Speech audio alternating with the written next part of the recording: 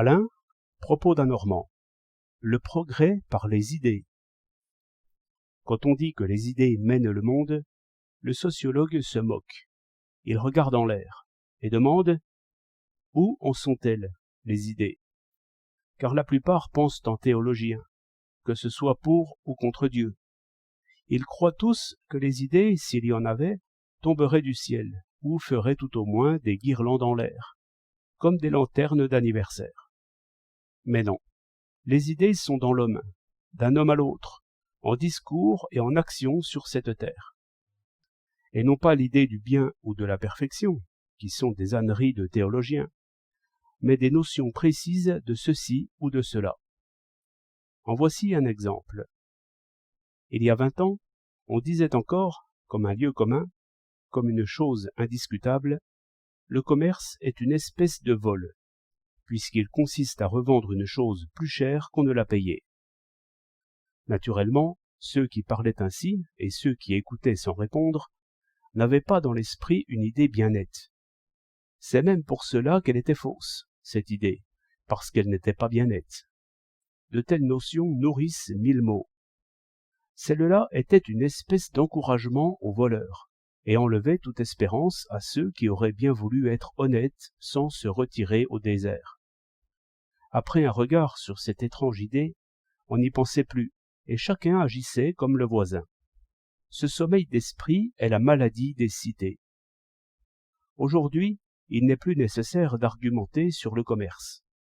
Le premier venu, s'il n'est pas tout à fait abruti par l'alcool ou la bonne chère, vous expliquera que dans le commerce, il y a échange de services en même temps qu'échange d'objets.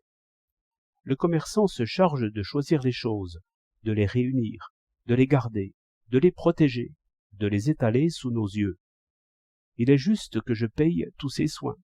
Il est juste aussi que je paie pour ma part ses employés, ses locaux, ses frais d'assurance, sa vie aussi et celle de sa famille, puisqu'il travaille pour moi. Le repos, enfin, de sa vieillesse, puisqu'il ne pourra pas toujours vendre. Tout cela en payant une passoire de 4 sous. D'après cela, il y a un commerce juste. Un commerçant aime à penser qu'il est juste. Il peut réfléchir sur ce qui est permis et défendu. Une idée nette, voilà le principal de la probité. Ces notions sont bien faciles à former et à saisir. Rien n'est difficile à saisir dès qu'on veut bien penser. Comment la pensée s'éveille en chacun? Le détail échappe. Cela se fait par lecture. Même les pires journaux expliquent de temps en temps quelque chose. Les discours socialistes y sont aussi pour beaucoup. Vrai ou faux, ils réveillent l'esprit. Tenons compte aussi de l'attention que nous apportons à l'enseignement. Le gamin comprend le mètre cube au lieu de réciter les actes des apôtres. Ces petits changements nous poussent peu à peu, quoique d'un mouvement insensible, comme le cri soulève la pierre. Il y a une autre idée, à laquelle beaucoup réfléchissent maintenant, et bien plus qu'ils ne voudraient, c'est le luxe. On dit encore, comme une espèce d'axiome, que le luxe est utile à tous parce qu'il donne du travail aux ouvriers. On le dit, mais on n'en est plus très sûr. Ceux qui ont peur des idées évitent de discuter là-dessus. Ils se bouchent les oreilles. Et ceux qui y pensent en toute sincérité aperçoivent quelques petites lueurs de temps en temps. Patience. Un jour viendra où une femme vêtue de dentelle sentira sur ses épaules le pain des pauvres gens, éperdus sans remède.